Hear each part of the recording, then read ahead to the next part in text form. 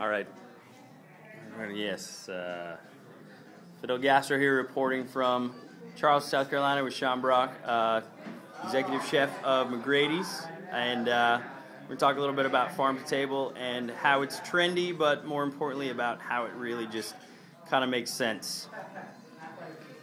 You know, for us, well, for me personally, farm to table was the way I grew up. You know, I grew up in a very rural part of Virginia where there were no restaurants. Still to this very day, it's such a small town that there's a drive-in, you know, but there are no restaurants. So there was really no options to go out for dinner. So what's that mean? That means you grow your own food and you cook all day. So that's why I'm a chef. I grew up that way. My family still lives that way every day. So for me, it's a natural sort of thing because it's the whole reason I am a chef. Here at the restaurant, about 3 years ago, I decided that it would be very advantageous for us to acquire a piece of land, start growing food, hire a farmer, really go nuts. Well, we couldn't find a farmer, which tells you something.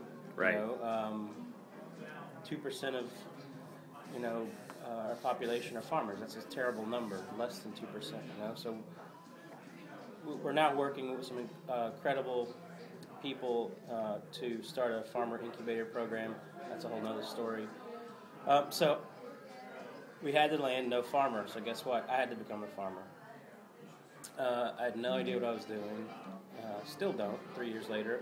But that's the beauty of it. So for the first 2 years, I did it by myself. No employees, no farmer. Just you and the land. Yeah, it was pretty cool. It changed my life. It changed the way I cook. It changed the way I respect food. It changed the way changes our entire theory about cooking and about a restaurant. The staff would also be a part of the farming, helping everybody from dishwashers to butchers to servers to hostesses to bartenders, everyone. So that was a lot of fun, incredible learning experience. We decided to raise some pigs while we were doing that. That was a pretty cool experience. Now we've kind of graduated, and we're moving into the next phase of our journey, and that's actually, ironically, started this morning. I've taken over about a 2-acre plot, to be exact, 32 300-foot rows that have had chickens on it for 6 months and then a cover crop for 3 months. So basically I took a little break. Okay. And now this land is completely dedicated to the preservation, kind of to document, study, and celebrate the original sort of foodstuffs of this area, stuff kind of pre-Civil War. So we're going to be resurrecting a lot of really neat stuff.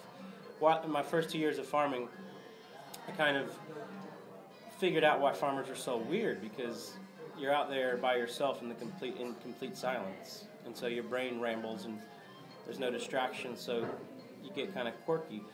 And the more I sat out there by myself, the more I had time to think, the more I realized how important seed saving was. So my first seed saving project was actually tattooed on my arm. Oh wow!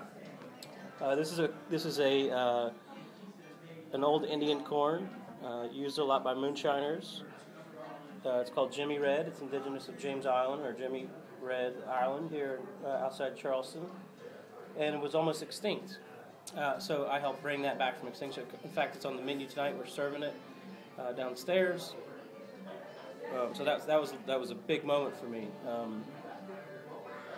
Really kind of falling in love with the art of seed saving and seed preservation. And that side of horticulture. So now our entire garden is nothing but that. Wow. We only plant heirloom food. No genetically modified foods, only organic. We're a certified organic garden. So we're working, in the mornings before we come here and work.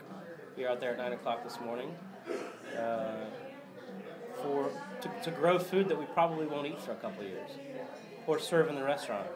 But it's food that's so significant and so important to this area that it really could possibly change the face of the cooking here. Helping bring back this beautiful beni seed, which came over from Africa. And it's a great example about seed saving because since the 1930s, beni was genetically modified into an oil crop. So when it came over from Africa in the late 1600s, early 1700s, it probably, let's say more like 1700s, it was a protein source. So it was like 60% protein, 40% oil, maybe even higher. In fact, it was so high in protein that you could press it and use it to fry in. Oh, wow. Now it's been genetically modified into an oil crop, and that ratio is flip-flopped. It's more like 60% oil, 40% protein. And so what that means is we don't even know what sesame is supposed to taste like. Because what we're tasting today tastes nothing like sesame originally tasted.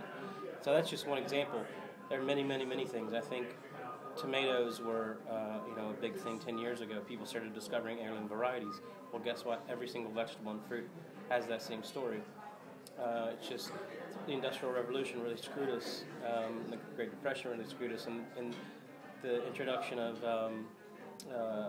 industrial and chemical agriculture really screwed a lot of stuff up. So we're going to focus on bringing back these original varieties so that we can pass out the seeds to other farmers across the South and resurrect these foods so we can cook the real ingredients.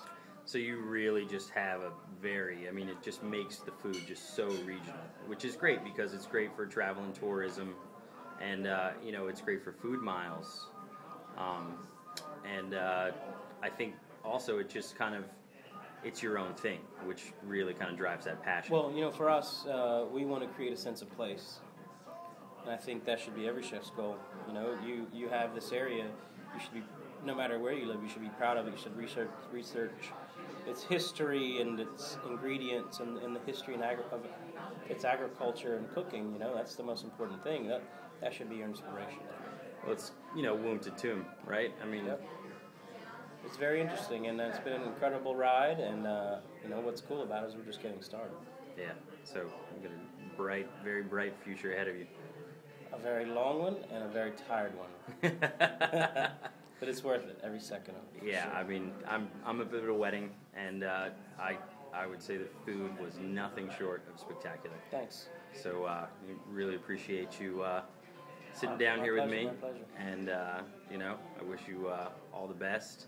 And, I can't wait to come back. I really can. Cheers.